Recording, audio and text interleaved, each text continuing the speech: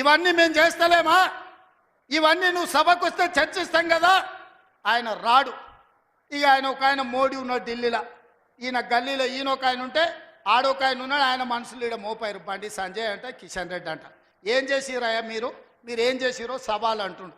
నేను సూటిగా సవాల్ ఇసరదలుచుకున్నా కిషన్ రెడ్డికి, బండి సంజయ్కి. 2014, 2019, 2023 నరేంద్ర మోడీ గారు ఇచ్చిన హామీలు, మొన్న 2023లో మేము ఇచ్చిన హామీల మీద మేము చర్చకు సిద్ధంగా ఉన్నాం. నేను మా దామన్న మేము ఇద్దరం వస్తాం.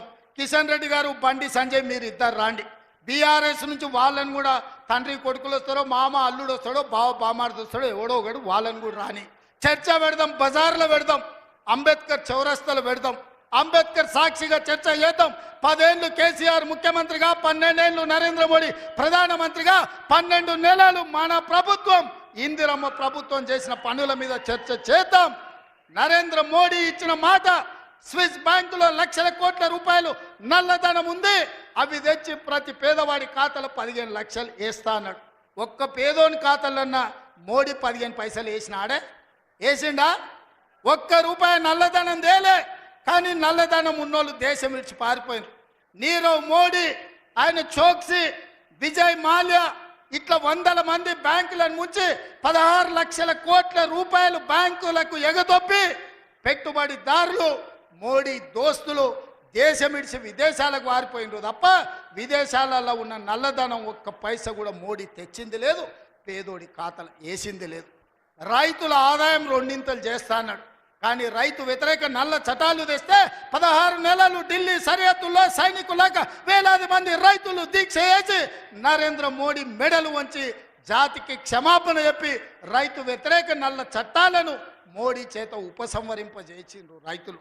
అదేవిధంగా 2022 లోపల ప్రతి పేదవాడికి ఇల్లు అందిస్తా అన్నాడు మోడీ.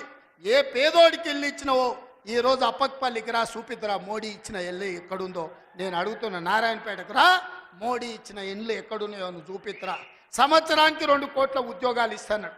12 ఏళ్ళు అయింది, 24 కోట్ల ఉద్యోగాలు రావాలి. ఆ లెక్కన ఒక తెలంగాణకే 1 కోటి ఉద్యోగాలు రావాలి. ఎవరికి వచ్చినాయో ఉద్యోగాలు?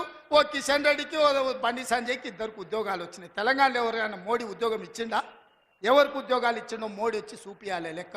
నేను ఇచ్చిన 55,000 మందికి మొదటి సంవత్సరంలో ఉద్యోగాలు తలకాయ లెక్క పెడితే ఎల్బీ స్టేడియం రా, ఒక్కొక్కరిని లెక్క పెట్టి పేరు రాసుకొని ఏ ప్రభుత్వ ఉద్యోగం ఇచ్చినో లెక్కలు చెప్తా. మోడీ గారు, నీ బంట్లను పంపిస్తావో, నీ బంట్రోతులను పంపిస్తావో నువ్వు పంపించు, లెక్క పెట్టి చూపించే బాధ్యత నాది. మోడీ ఒక రకంగా మోసం చేస్తే ఇక్కడున్న కేసీఆర్ గారు ఇంకొక రకంగా ప్రజల్ని వంచిండు, మోసం చేసిండు, దోపిడీ చేసిండు. ఇవాళ అందుకే సూటిగా నేను సవాలు విసిరదలుచుకున్న బీజేపీ బీఆర్ఎస్ వాళ్ళకు. బీఆర్ఎస్ 23లో అధికారం పోయింది, 24 పార్లమెంట్లో డిపాజిట్లు పోయినాయి. ఇప్పుడు జరిగే ఎమ్మెల్సీ ఎన్నికల్లో పోటీకి అభ్యర్థులు దొరకలేదు. అదో దిక్కుమాలిన పార్టీ. ఆ దిక్కుమాలిన పార్టీ తండ్రో దిక్కు, కొడుకో దిక్కు, అల్లుడో దిక్కు, బిడ్డో దిక్కు కాకుల్లాక వాడి పొడుసాలను చూస్తున్నారు. ఈ కాకులకు సరైన జవాబు చెప్పాల్సింది కాంగ్రెస్ పార్టీ కార్యకర్తలే అని చెప్పి నేను ఈ సందర్భంగా తెలియజేయదలుచుకున్నా. మీరు అడగండి, 10 ఏళ్ళు వాళ్ళు పరిపాలన చేశారు, 10 నెలల్లో మనం అన్నీ చేయలేదని అంటున్నాం. 5 ఏళ్ళ కోసం కదా ఈ ప్రభుత్వం ఎన్నికైంది. 5 ఏళ్లలో అన్ని పనులు పూర్తి చేసే బాధ్యత మనది. ఇవాళ అందుకే పేదలకు అనుకూల